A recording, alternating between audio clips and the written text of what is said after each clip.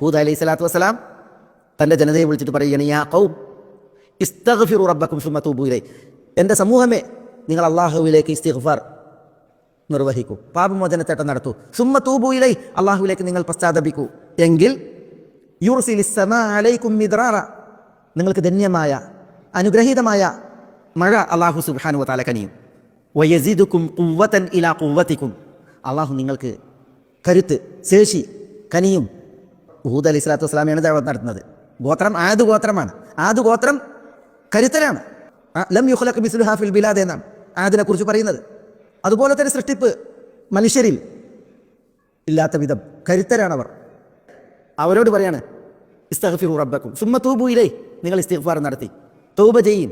യസീദുക്കും ഖുവ്വതൻ ഇലാ ഖുവ്വതിക്കും, നിങ്ങളുടെ കരുത്തിൻ്റെ മേൽ ഇനിയും അള്ളാഹു നിങ്ങൾക്ക് കരുത്ത് കനിയും എന്നാണ് വാഗ്ദാനം നൽകുന്നത്.